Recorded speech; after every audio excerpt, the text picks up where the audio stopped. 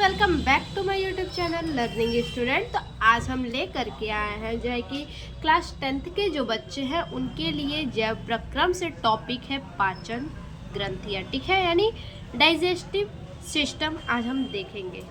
तो digestive system में सबसे पहले हमारा क्या आता है, तो लार ग्रंथि यानी सैलिवरी ग्लैंड आता है, ठीक है। तो सबसे पहले हम पाचन ग्रंथियाँ में देखेंगे लार ग्रंथि यानी सैलिवरी ग्लैंड। तो चलिए देखते हैं कि सैलिवरी ग्लैंड ये क्या होता है, ठीक है। ऐसे ही आपको समझ में आ रहा है, लार ग्रंथियाँ यानी हमारे मुंह में जो लार होता है उसी को हम क्या कहते हैं, लार ग्रंथियाँ कहते हैं, ठीक है। तो चलिए देखते हैं। मनुष्य में 3 जोड़ी लार ग्रंथियाँ पाई जाती है। मनुष्य में कितनी जोड़ी लार ग्रंथियाँ पाई जाती हैं, तो 3 जोड़ी लार ग्रंथियाँ पाई जाती हैं, ठीक है, जो प्रतिदिन लगभग 1.5 लीटर लार निकलता है। देखिए, एक मनुष्य में जो है कि लार ग्रंथियाँ 3 प्रकार की पाई जाती हैं, ठीक है, यानी 3 जोड़ी पाई जाती हैं, जो कि हर मनुष्य में 1.5 लीटर लार प्रतिदिन निकलता है।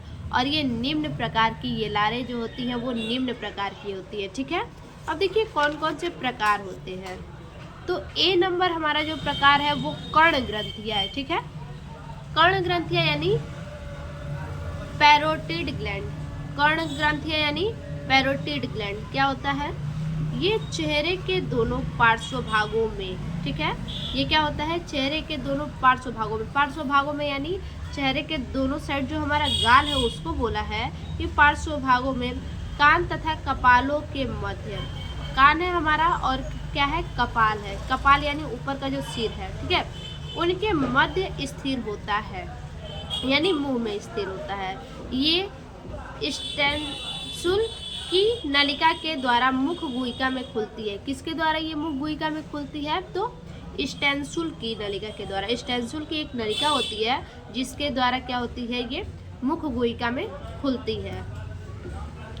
लार में श्लेष, लाइसोजाइम तथा टाइलिन नामक एंजाइम होता है, ठीक है। लार में क्या होता है, तो लार में जो है कि श्लेष में लाइसोजाइम होता है और टाइलिन नामक एंजाइम होता है, जो मंड को पचाने में सहायक होता है।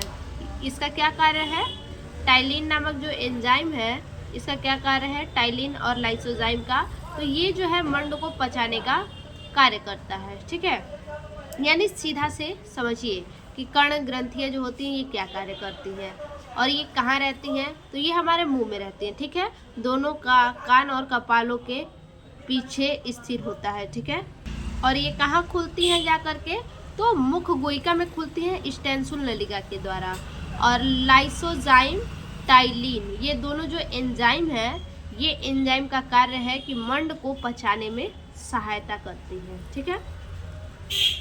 और देखिए, और ये जो ग्रंथि होती है ये सबसे बड़ी लार ग्रंथि होती है। कर्ण ग्रंथियाँ जो होती है वो सबसे बड़ी लार ग्रंथि होती है, ठीक। उसके बाद दूसरा है अधोहनु ग्रंथियाँ, ठीक है।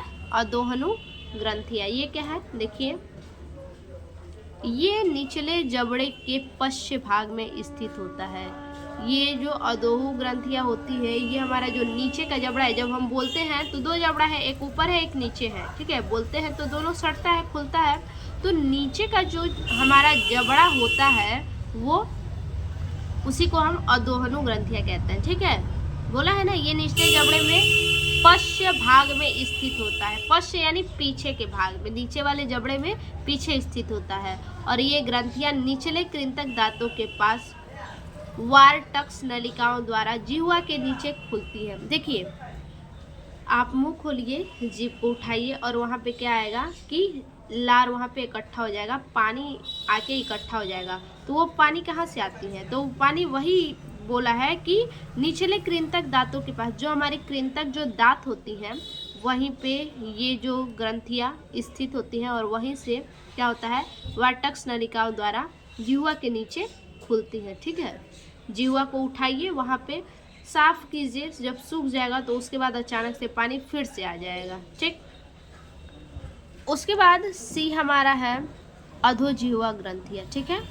अधोजिह्वा ग्रंथियाँ क्या है, तो देखिए, ये जिह्वा के ठीक नीचे स्थित छोटी तथा संकरी ग्रंथियाँ होती हैं, ठीक है। ये जो ग्रंथि होती है वो जिह्वा के ठीक नीचे स्थित होती है, एकदम आगे ही ठीक नीचे स्थित होती है। स्थित छोटी तथा संकरी ग्रंथियां हैं। ये सबसे छोटी ग्रंथि है और संकरी ग्रंथि है, ठीक है। ये कई पतले रिविनस या बार्थोलिन की नलिकाओं द्वारा मुख गुहिका के फर्श पर आकर खुलती है। ये कहाँ पे खुलती है? तो मुख गुहिका के फर्श पे आके, ठीक है। मुख गुहिका के यानी बिल्कुल जीभ पे बिल्कुल आगे। अपने जीभ को निकालिए, ठीक है, कुछ देर तक बाहर रखे रहिए। अचानक से देखिएगा कि वहाँ से क्या होगा, जीभ का जो आगे वाला भाग है वहाँ से पानी गिरने लगेगा, ठीक है। तो उसी को बोला है क्या चीज़? कई पतले रिविनस या बार्थोलिन की नलिकाओं द्वारा। कौन से नलिकाओं के द्वारा? तो बार्थोलिन या रिविनस की नलिकाओं के द्वारा। ये नलिकाएं जो होती हैं बहुत पतली होती हैं, ठीक है। इसी के द्वारा मुख गुहिका के फर्श पर आकर खुलती हैं। जीभ निकालेंगे बाहर तो बिल्कुल आगे का जो है भाग, वहीं से क्या होगा, पानी गिरने लगता है। लार में उपस्थित अल्फा एमाइलेज या टाइलिन, ठीक है। लार में जो उपस्थित अल्फा एमाइलेज और टाइलिन एंजाइम जो होते हैं मंड को शर्करा में परिवर्तित कर देते हैं, ठीक है। मंड को किस में परिवर्तित करते हैं? तो शर्करा में परिवर्तित करते हैं। लार में उपस्थित अल्फा एमाइलेज, हमारे लार में कौन सा एमाइलेज पाया जाता है? तो अल्फा एमाइलेज पाया जाता है और टाइलिन एमाइलेज पाया जाता है, जो मंड को शर्करा में परिवर्तित कर देता है और भोजन को मीठा बनाता है। क्या करता है? भोजन को मीठा बनाता है। जबकि लाइसोजाइम जीवाणुओं को मार देता है। लाइसोजाइम क्या करता है? छोटे बच्चों को कहा जाता है ना कि धूल मिट्टी खाते हैं तो उनके पेट में कीड़े हो जाएंगे या फिर कुछ भी, तो ऐसा कोई बात नहीं है, क्योंकि जो भी वो चीज़ खाते हैं, धूल मिट्टी वगैरह मुंह में डालते हैं, तो जो लाइसोजाइम जो होता है वो क्या करता है? छोटे बच्चों में सबसे ज़्यादा लाइसोजाइम पाया जाता है, जो कि उन कीटाणुओं को क्या करता है? लार से ही मार देता है, क्योंकि उसमें लाइसोजाइम होते हैं। यह भोजन को चिकना तथा लसलसा बनाता है। और लाइसोजाइम का क्या कार्य है? भोजन को चिकना करना और लसलसा बनाना, जिससे कि भोजन क्या हो, अच्छे से डाइजेस्ट हो जाए, ठीक है। यानी कि सीधा से समझिए कि लार में, हमारे लार में अल्फा एमाइलेज और टाइलिन एमाइलेज दोनों उपस्थित होते हैं, जो कि मंड को शर्करा में परिवर्तित करते हैं, ठीक है। शर्करा मीठा चीज़ होता है, तो मंड को शर्करा में परिवर्तित करते हैं और मीठा भोजन बनाते हैं, ठीक है। मीठा भोजन बनाते हैं। लाइसोजाइम जीवाणुओं को मार देता है। जो भी भोजन में अगर जो जीवाणु होंगे तो उसको लाइसोजाइम क्या करेगा? मार देगा, और ये भोजन को चिकना और लसलसा बनाता है, ठीक है। अब देखिए इसके आगे दूसरा है हमारा अमाशयी या जठर ग्रंथियाँ, ठीक है। अमाशयी या जठर ग्रंथियाँ। स्टोमेचर गैस्ट्रिक ग्लैंड, ठीक है। देखिए अमाशय की दीवार में निम्न 3 प्रकार की जठर ग्रंथियाँ पाई जाती हैं, ठीक है। अमाशय की दीवार में कितनी जठर ग्रंथियाँ पाई जाती हैं? तो 3 जठर ग्रंथियाँ पाई जाती हैं, जो जठर रस का श्रावण करती है, ठीक है। जठर रस का क्या करती हैं? श्रावण करती हैं। अब इसमें पहला हमारा है कार्डियक ग्रंथियाँ, ठीक है, यानी कार्डियक ग्लैंड। देखिए यह अमाशय का सबसे ऊपरी भाग होता है। जो कार्डियक होता है तो हमारे अमाशय में सबसे ऊपर का भाग होता है, ठीक है, जिसमें ग्रास नली खुलती है। और अमाशय का जो ऊपरी भाग कार्डियक होता है, इसी कार्डियक में जो है कि ग्रास नली आकर के खुलती है।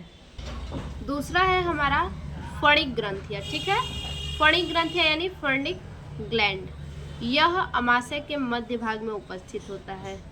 ये जो फणिक ग्रंथियाँ होती है, फंडिक ग्लैंड, ये अमाशय के जो है कि मध्य भाग में स्थित होता है और जठर रस बनाता है।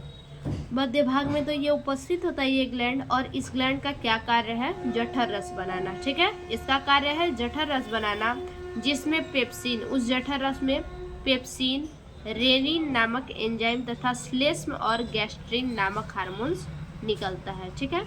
जठर रस बनाता है, उसमें पेप्सिन और रेनिन एंजाइम जो है कि निकलता है, ठीक है।